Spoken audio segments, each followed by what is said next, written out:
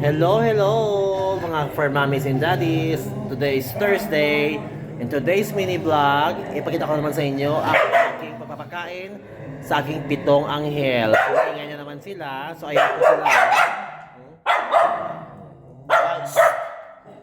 So, anyway, stay tuned. Kailangan niyo ito po ay, of course, ang fresh parsley. Yan.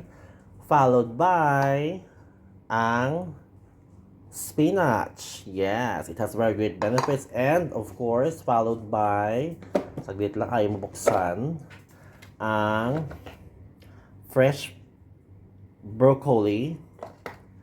Yan po ang carrots, which is, kung kita nyo, ito ang ungrated para po sa small breed, ang slice para sa big breeds. So, and followed by, of course, ang superfood chia seeds. Sprinkle ko po yan. And, finally, ang turmeric, ang pinaka mabisa sa maganda sa inyong mga alagang fur babies. And today's main menu, so kagabi, naglaga ako ng laman ng baka at isinama ko na rin yung yung buto para po is may lasa yung sabaw. Pero hindi nyo pwede isama ito. So ang sasama ko lang ang laman. Ayan po siya ang aking main course of the day. So stay tuned. Maglalagay na po ako ng kanilang mga pagkain sa kanilang eating dish. Una kong nilalagay ang kanilang dry food. Yan po siya. It is grain-free or shall I say gluten-free po ito. It means wala po siyang mga corn, wala po siyang grains na kung saan sometimes makakause po ng itching sa inyong mga alagang fur babies. Yan po siya. Sa big breeds ko po ito. So ayan, kung makita nyo, hindi po siya marami. Like, sometimes nalagay ko is 30% lang po ng dry food, and most of ang kanyang pagkain is solid food or fresh, no? Ayan. So, hindi po siya sobrang dami. So, makikita nyo. Pagkatapos po niyan, ang ilagay ko of course, ang fresh parsley. Ayan siya.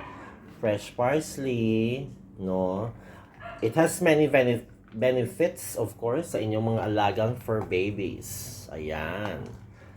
Yan po siya. So, pero wag po sobrang marami dahil din po maganda. Right after, yung broccoli naman, konti lang nilalagay ko kasi hindi po siya maganda rin kung sobrang dami yung broccoli. Ayan. Yan.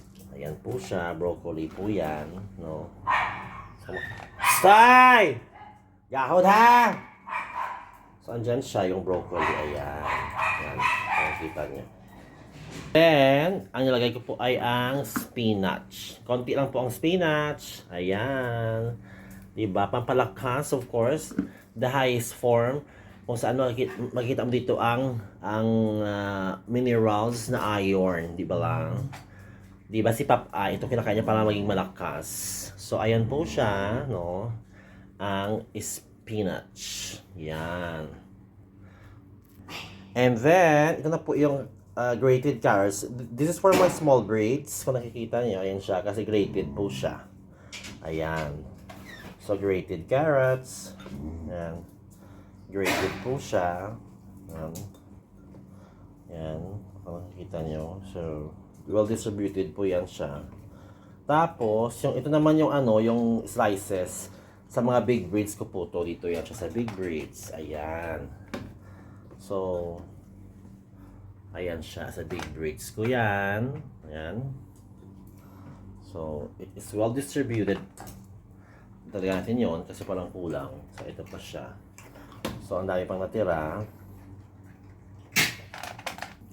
Now, next is ang turmeric powder, no? Ang turmeric powder is, it has many good, what do you call this, anong tawag nito? Nauubos yung English ko. Yung benefits, yan, sa inyong mga alagang fur baby. So, lagyan niyo po is konti lang siya, ganyan. Yan. Yan siya. Ayan siya, ayan. Sa mga big breeds ko po yan. Yan. Yan. So, ito po ay turmeric. Yan. Yan.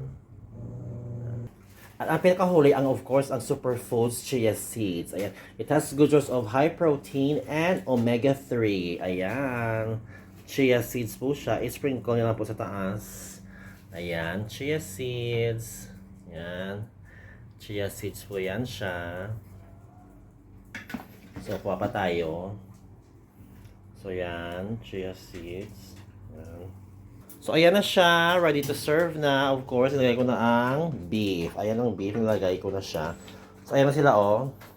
They're all waiting for their delicious meal of Thursday. Hello, guys! Hi, babies! And now, finally, they are enjoying their meal. So, ayan sila. So anyway, thank you so much for watching sa aking vlog ngayong araw ng Webes.